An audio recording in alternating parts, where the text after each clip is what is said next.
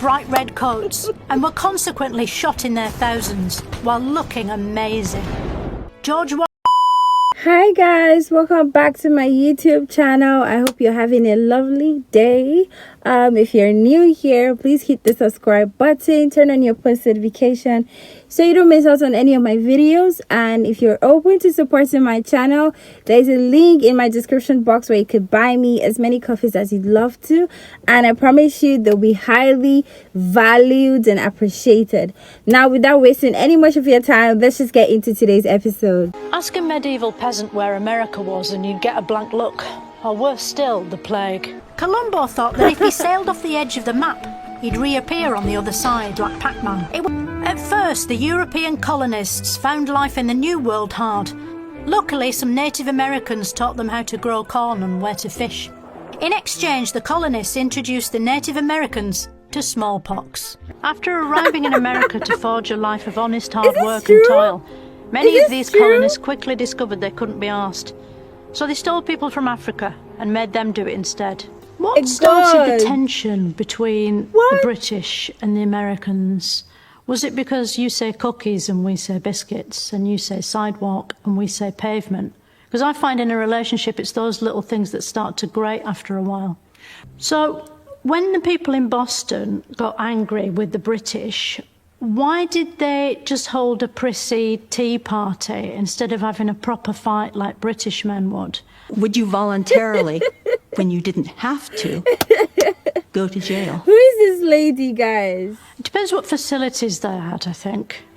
76, the leaders of the 13 colonies decided that they didn't want to be called British anymore, but Americans. This straight white supergroup known as the Founding Fathers drafted the most famous breakup text in history, the Declaration of Independence. Had invented camouflage yet. The British troops of the time wore bright red coats and were consequently shot in their thousands while looking amazing. George Washington crossing the Delaware River. As you can see, he had to stand up for the whole journey because he hadn't reserved a seat. Actually, Washington won, becoming America's first president, the single most revered role in the world, until 2016. I read somewhere that America isn't just a country, but an idea. But it is just a country, isn't it? Having a sandwich, that's an idea. Painting your bicycle blue, that's an idea. Going, that's an idea. America is just a place.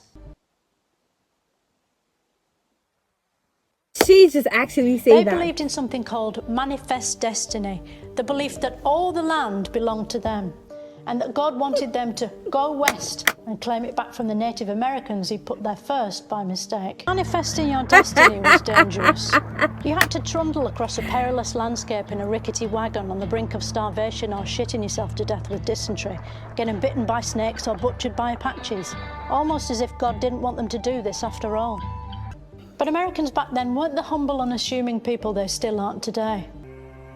It's hard to imagine a world where Edison didn't invent the light bulb.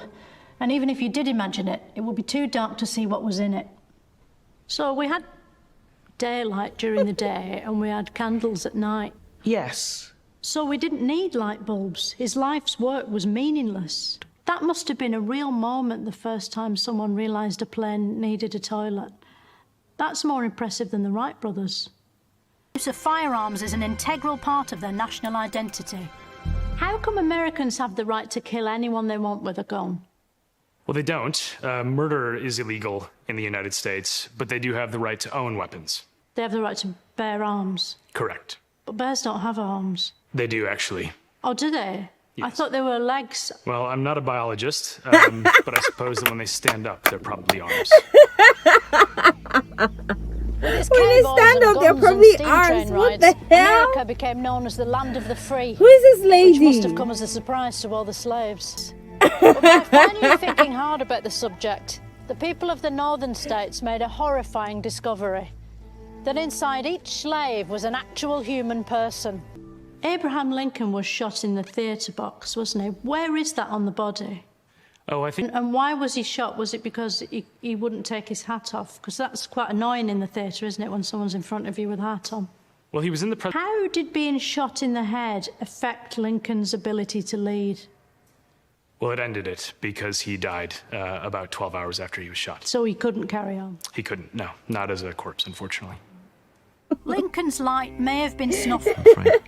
Why don't bicycles have toilets? You know, it would save you having to get off. I might write that down and copyright it. Even without a toilet, the Wright brothers' historic flight changed transportation forever in ways that still aren't fully understood. The Wright brothers did the first proper flight over 100 years ago. How come we're still not any closer to working out how aeroplanes actually work? That's your theory. Do you want to hear my theory? Okay. I think they run on belief. It's just because we believe planes can fly that they do. So the media has to keep up the pretense, or they're just going to start dropping out of the sky.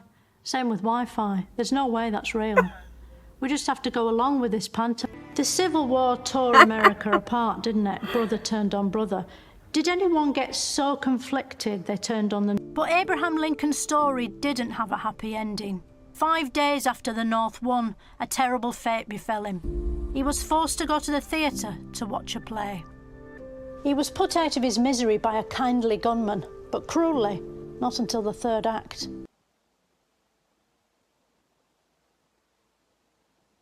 This is the best description of the Declaration of Independence ever. Like, nobody could tell me otherwise. Like, if she was my history teacher, I would know everything about history. Also, like, I hadn't realized that couldn't be ours was an expression used in Bolton. Like, I honestly thought it was only the Irish that said that.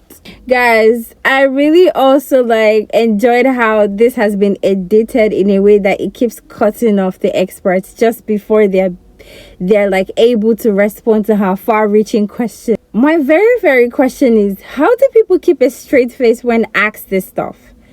Because I swear I would be dying with laughter. Like, she's so savage. I wonder how these people she interviewed like were approached. Like, are they warned in advance that like she's doing satire, or do they like find out the hard way?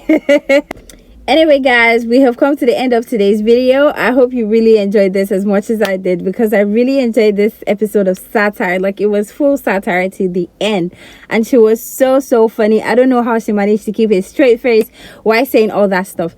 Anyways, if you stay to the end of this video, thank you so much. If you're new here, please do not forget to hit the subscribe button, turn on your post notifications so you don't miss out on my videos.